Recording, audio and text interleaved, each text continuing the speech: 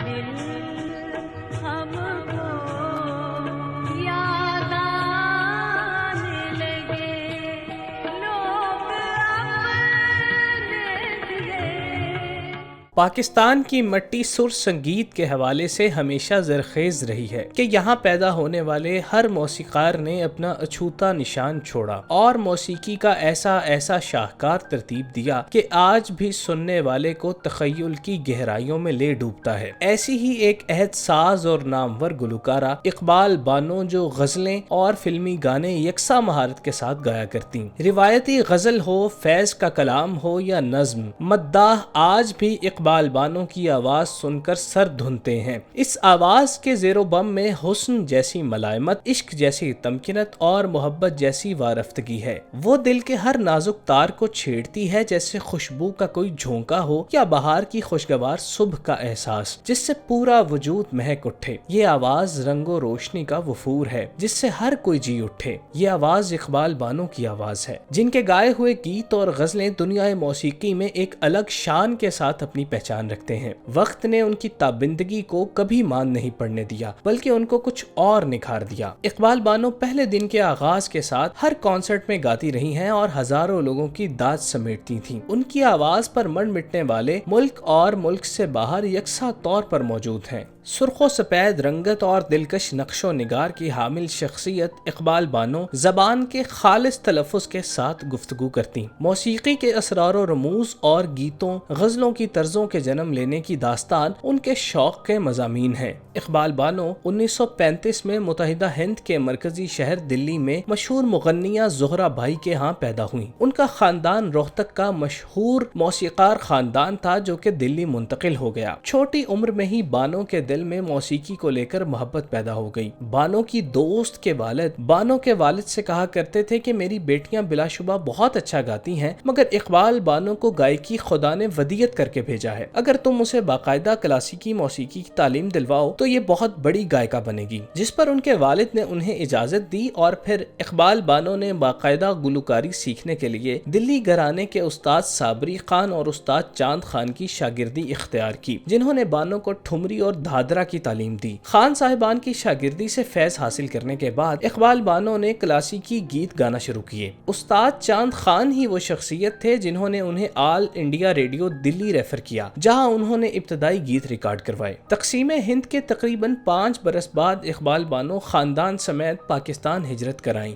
जैसे कि बहुत से मौसीकार खानदान तकसीम के कुछ अरसा बाद यहाँ आए थे। इकबाल बानो ने उसी साल यानी 1952 में एक मुल्तान के जमींदार से शादी कर ली, जब महज उनकी उम्र 17 बरस थी, और शादी इस शर्त पर तय पाई कि उनका शौहर उन्हें गुलकारी से नहीं रोकेगा, और ऐसा ही हुआ। इकबाल बानो के शौहर ने उनके काम में ताउन किया। इकबाल बानो का ससुराल चुका मुल्तान में था, सो वो वहीं मुकीम हो गईं, लेकिन उन्होंने अपनी पहली लाइव परफॉर्मेंस 1957 को लाहौर आर्ट्स काउंसिल में दी, जिसमें शुरका से खूब दाद वसूल की। इकबाल बानो ने फिल्मी गुलकारी का बाकायदा आगाज 1954 में रिलीज होने वाली फिल्म मुंदरी से किया, जो एवर न्यूज स्टूडियो की जानिब से रिलीज होने वाली पहली मारूफ फिल्म थी, जिसमें रागनी और इलियास कश्मीरी लीड रोल्स में शामिल थे। इस फिल्म में इकबाल बानो को G.A. चिश्ती जैसे तजुर्बाकार मौसीकार की मौजूदगी में 3 गीत रिकॉर्ड करवाने का मौका मिला।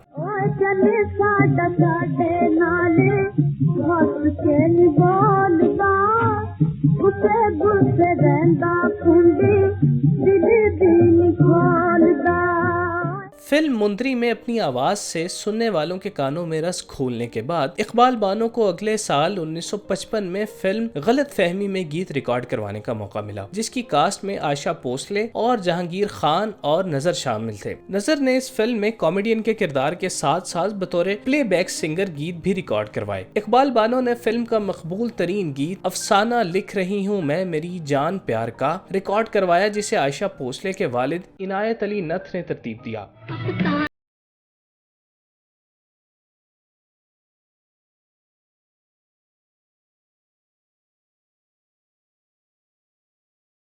लिख रही इकबाल बानो अपने करियर के आगाज पर थीं, सो वो हर साल एक फिल्म में 1 या 2 गीत रिकॉर्ड करवाती। ताहम उनको ऐसी शायरी और धुनें मयसर नहीं आई थी कि जो उनके लिए ब्रेक थ्रू का बायस बनती। 1951 में रिलीज होने वाली फिल्म गैरत, जिसकी मेन कास्ट में सबीहा खानम और मसूद शामिल थे, ये फिल्म सिनेमा बीनों को मुतासिर करने में नाकाम रही और फ्लॉप हो गई। इस फिल्म में इकबाल बानो ने गीत फरियाद उसी से करते हैं जिसने बर्बाद किया रिकॉर्ड किया, जिसके शायर मुजफ्फर ताहिर थे। इस फिल्म के बाद इकबाल बानो अगले 3 साल तक किसी फिल्म प्रोजेक्ट का हिस्सा नहीं बनी और ना ही उनकी जानिब से कोई गीत सुनने को मिला। शायद ये वो वक्त था जिसमें वो अपने करियर को लेकर फिक्रमंद थी कि अभी तक उन्होंने कोई ऐसा गीत सुनने वालों की नजर नहीं किया जिसकी बिना पर उन्हें फिल्मी दुनिया में शोहरत नसीब हो। 3 साल का अरसा तन्हाई के नाम करने के बाद इकबाल बानो ने 1954 में अनवर कमाल पाशा की मशहूर जमाना फिल्म गुमनाम में अपनी आवाज के जलवे बखेरे। इस फिल्म में कौसर परवीन ने बतौर गुलकारा डेब्यू किया था, जिसकी कास्ट में सबीहा खानम, सुधीर और आसिफ जाह शामिल थे। फिल्म में इकबाल बानो का गीत पायल में गीत है छम छम के सबीहा खानम पर अक्स बंद हुआ, जिसकी धुन मास्टर इनायत हुसैन ने तरतीब दी। इस गीत पर इकबाल बानो को बेहद पजीराई मिली। पायल में गीत है छम छम के, 2 लाख चलेरी पूरी थम थम के, पायल में गीत है छम छम के। फिल्म गुमनाम जहां सुपरहिट हुई, वहीं इकबाल बानो के लिए भी ब्रेक थ्रू साबित हुई, जिसके सिर्फ एक गाने ने न सिर्फ उन्हें शोहरत दी बल्कि इंडस्ट्री में बतौर गुलकारा नई पहचान से भी नवाजा। इस गीत के बाद इकबाल बानो तरक्की की राहें तय करती चली गईं। फिल्म गुमनाम के 1 साल बाद इकबाल बानो को एक बार फिर अनवर कमाल पाशा की सुपरहिट फिल्म कातिल के लिए गाना गाने का मौका मिला, जिसमें मुसरत नजीर, नैयर सुल्ताना, असलम परवेज और सलीम रजा ने डेब्यू किया। फिल्म में इकबाल बानो ने मशहूर जमाना गीत उल्फत की नई मंजिल को चला गाया, जिसे सबीहा पर फिल्माया गया, जबकि उसकी शायरी कतील शिफाई और मौसीकी मास्टर इनायत हुसैन ने तरतीब दी।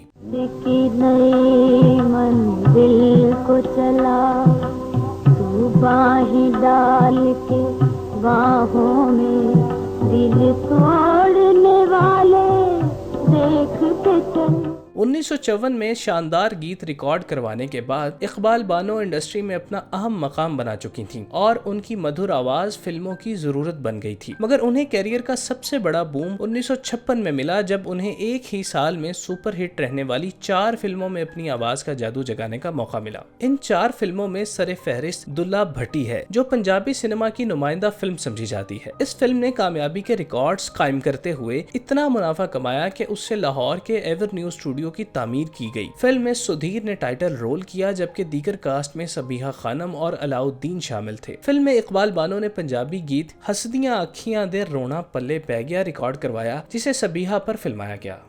हसदियां अखियां दे रोना पल्ले पै गया, जा साडे दिल वाला दिल विच रह गया। इस साल की दूसरी सुपरहिट फिल्म हमीदा थी, जिसमें एजाज ने डेब्यू किया था, जबकि टाइटल रोल में सबीहा शामिल थीं। इस फिल्म के लिए इकबाल बानो, कतील शिफाई का लिखा हुआ गीत मेरी टूट गई अंगड़ाई पिया ने ऐसी आंख मिलाई रिकॉर्ड करवाया था। ओ मेरी टूट गई अंगड़ाई पिया ने ऐसी आंख मिलाई, मेरी टूट गई अंगड़ाई पिया ने ऐसी आंख मिलाई। 1956 की एक और सुपरहिट फिल्म इंतजार थी, जिसमें संतोष कुमार ने डबल रोल अदा किया था, जबकि ख्वाजा खुर्शीद अनवर ने बतौर मौसीकार डेब्यू किया था। फिल्म की कास्ट में नूर जहां, संतोष कुमार और आशा भोसले शामिल थीं। इस फिल्म में इकबाल बानो को मलिका तरन्नुम मैडम नूर जहां के साथ आवाज का जादू जगाने का मौका मिला और दोनों ने आंख से आंख मिला ले रिकॉर्ड करवाया, जिसे नूर जहां और आयशा भोसले पर फिल्माया गया, जिसे म्यूजिक जीनियस ख्वाजा खुर्शीद अनवर ने तरतीब दिया। आंख से आंख मिला ले, सोच कर नमत वाले बढ़ के जाम उठा ले। 1956 में अनवर कमाल पाशा की रिलीज होने वाली एक और सुपरहिट सरोश थी, जिसमें सबीहा खानम और संतोष कुमार लीड रोल में दिखाई दिए। सिल्वर जुबली बनाने वाली इस फिल्म के लिए इकबाल बानो ने तारों का भी तू मालिक, ये चांद भी तेरा है रिकॉर्ड किया, जिसे मारूफ शायर तुफैल होशियारपुरी ने लिखा। तारों का भी तू मालिक, ये चांद भी तेरा है, फिर भी मेरी किस्मत में दुनिया का अंधेरा है।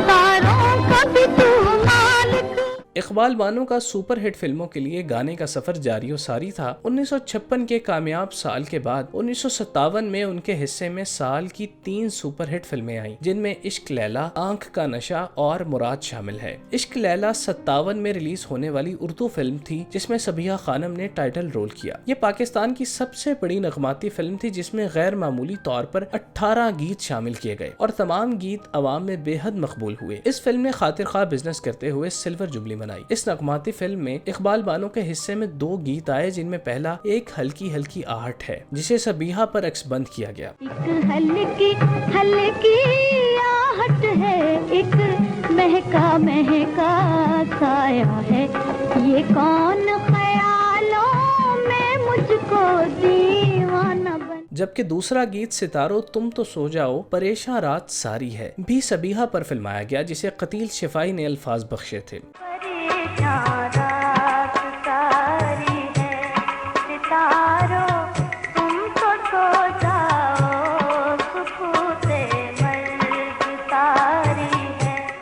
57 में रिलीज होने वाली फिल्म मुराद में इलियास कश्मीरी ने टाइटल रोल किया, जबकि दीगर कास्ट में यास्मीन और कमाल शामिल थे। इस फिल्म के लिए इकबाल बानो ने कतील शिफाई का लिखा हुआ गीत हो चुका है इंतजार रोने दे ए दिल रिकॉर्ड करवाया। इकबाल बानो ने बतौर गुलकारा 42 फिल्मों में 64 गीत रिकॉर्ड करवाए, जिसमें 35 उर्दू फिल्मों के लिए जबकि 9 पंजाबी फिल्मों के लिए 7 गीत रिकॉर्ड करवाए। 1980 में इकबाल बानो के शौहर का इंतकाल हो गया, जिसकी वजह से वो सख्त कर्ब का शिकार रही और मुल्तान से मुस्तकिल तौर पर लाहौर मुंतकिल हो गईं। इकबाल बानो ज़ियाउल हक के दौर में उस वक्त मकबूल हुईं जब उन्होंने मजमा आम में आमिरियत के खिलाफ आवाज बुलंद की। इसी ज़मन में फैज अहमद फैज की इनकलाबी नज़्म हम देखेंगे गाने के बाद उन्हें सरकार की तरफ से सोबतें और मुश्किलात बर्दाश्त करना पड़ी, लेकिन फैज की यही बगावती नज़्म उनकी वजह शोहरत बनी। हम देखेंगे, लाजिम है कि हम भी देखेंगे,